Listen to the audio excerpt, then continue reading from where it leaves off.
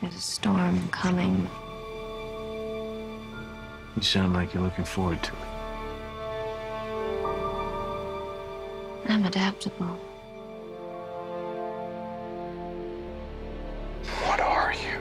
I'm Gotham's reckoning.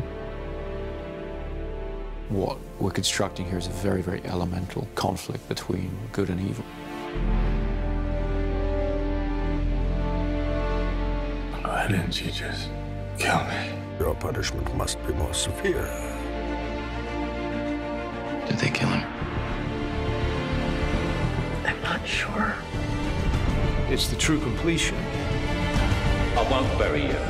Buried enough members of the Wayne family. It takes everything to a whole new level. We were in this together. And then you were gone. It's a multi-layered story with massive amounts of action. The Batman has to come back. Chris was able to amp up the stakes for this last movie and really take it to places that I don't think anyone's expecting. What if he doesn't exist anymore? He must.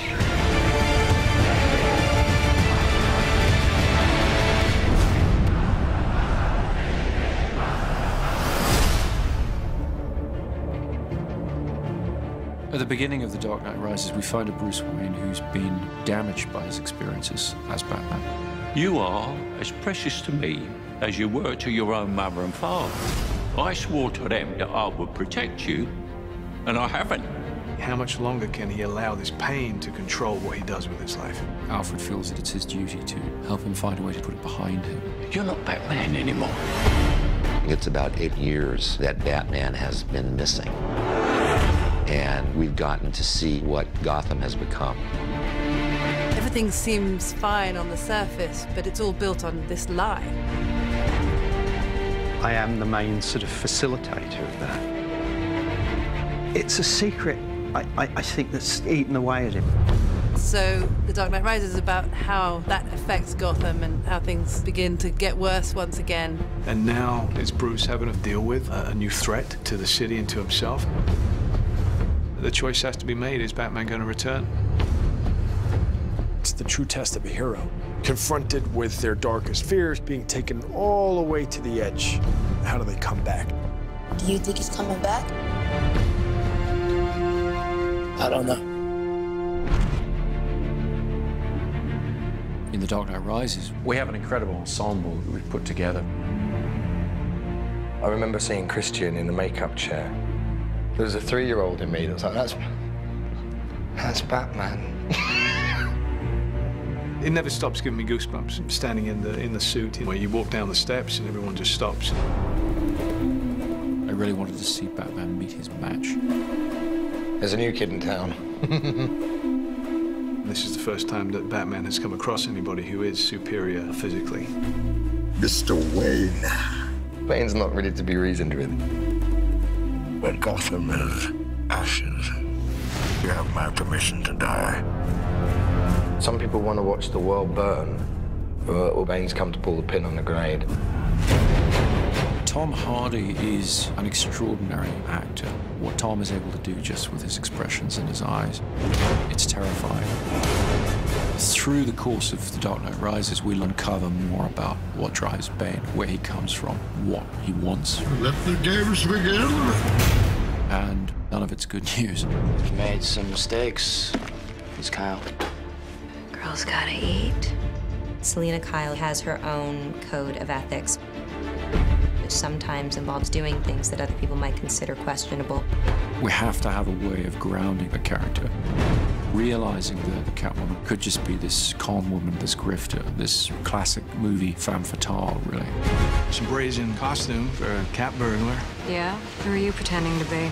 I think Anne understood right from the first that she was going to have to do almost everything in the film herself. She has to be that character. She took it on in the most extraordinary way. The most important thing is to fit into Chris's Gotham City. My Catwoman has to be Chris Nolan's Catwoman. Don't be shy.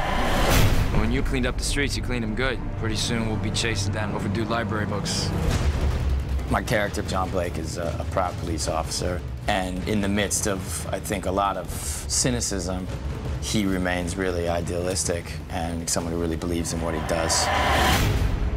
We have a new character played by Marion Cotillard, Miranda Tate, a member of the Wayne Enterprises board, and she's trying to pull him out of his shell and get him back into the world.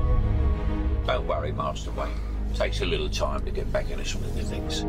Alfred, as played by Michael Caine, has always been the emotional heart of these movies. You know what Alfred is? He is us in this incredible world. He's not tough like all the others. These conversations used to end with an unusual request. I'm retired. I would say Lucius is the brains. Yes, Mr. Wayne, it does come in black. But he also has grown to have a great fondness for Bruce. Lucius and Alfred. Between the two of them, we try to keep his moral compass pointed in the right direction. And Commissioner Gordon, to some extent, has been left on his own running the police in Gotham. Jim Gordon really is the conscience of Batman, isn't he? What's great with Batman's allies is that they really bring interesting questions that Bruce has to answer in his life.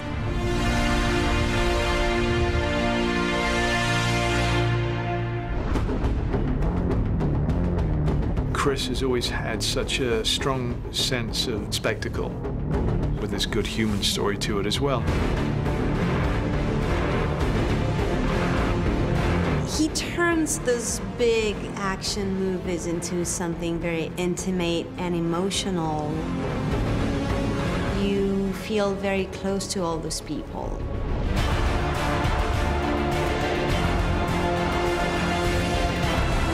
In every movie that Chris has made on the Dark Knight trilogy, he's been able to keep to great filmmaking in terms of the great characters and the great character arcs. He creates whole worlds that you really can get lost in.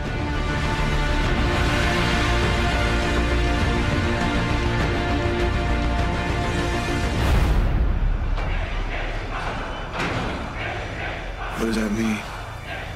Rise. The Dark Knight Rises is certainly the biggest film that I've undertaken, by far. We really looked back to the silent era of motion pictures, when the image was paramount, when all you had was the scope and scale of a location, thousands of extras, that kind of thing. That's the kind of storytelling I was interested in exploring. Dark Knight Rises is about trying to get some of that romantic scale and modernism into it in a sort of epic way. We started the shoot in India, then we moved to the UK. After that, we went to Pittsburgh, Los Angeles, Manhattan. It's been relentless action from start to finish. We've expanded into the largest of genres, the war movie, the disaster film. They add scale, raising the stakes from a place where they were already extremely heightened. We do get a great kick out of doing this action work. To be in Inverness, Scotland, flying with a fuselage in an aircraft and 4 stuntmen hanging off an airplane. With Chris Nolan, as much as we can physically do inside of that lens is where he would like to go. We had them on the outside of the aircraft, shooting through the windows, and it was a big thing to come together. It has this wow factor. We're back at Carlington, which is this large hangar. You okay? Yep. A lot of the film takes place underground. So we've built a Gotham sewer system and we're pumping an enormous amount of water around it. We wanted to fulfill the promise of Batman Begins, which is that Wayne Manor will be rebuilt exactly as it was, but that the Batcave will be expanded and brought forward technologically. My mother warned me about getting into cars with strange men. This isn't a car. One of the biggest creations was the new flying vehicle, the Bat. It's a big insect. It's nearly 30 foot long and 17 foot wide. It needs to travel very fast up roads. It needs to climb up over buildings. Chris Corbould and Chris's designs are just phenomenal. It's a wonderful new gadget. We have a big stadium that we have to blow up.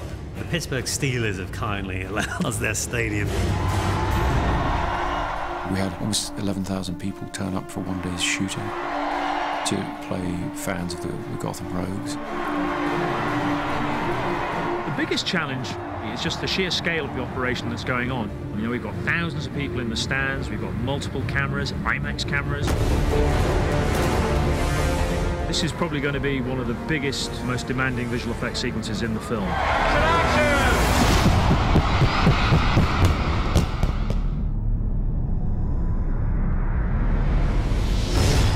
We needed to up the scale of the city, and there's only one place that you can do that, and that's New York.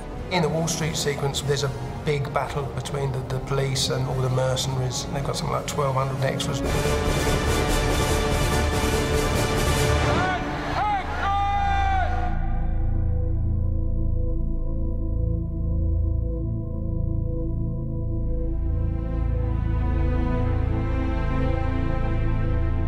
Chris really did want to shoot everything as real as possible, so there's no visual effects enhancing the amount of people that are in that scene. This was 8 months of preparation has gone into what you see here, working with the city, with the departments in order to control this set. Seeing that many bodies in the middle of Wall Street fighting each other, even if it was controlled chaos, it's still kind of like, wow.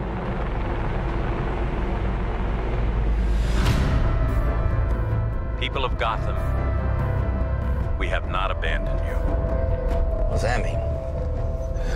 It means we're on our own. This is certainly the biggest movie that I've ever worked on. But then emotionally, it feels like something that a lot of people can tap into. It's wonderful. It kind of brings things full circle. You see only one end to your journey. Sometimes a man rises from the darkness. Every great story deserves a great ending, and we've really tried to be true to that. The Dark Knight Rises is our attempt to give that great story its great ending. We will destroy Gotham.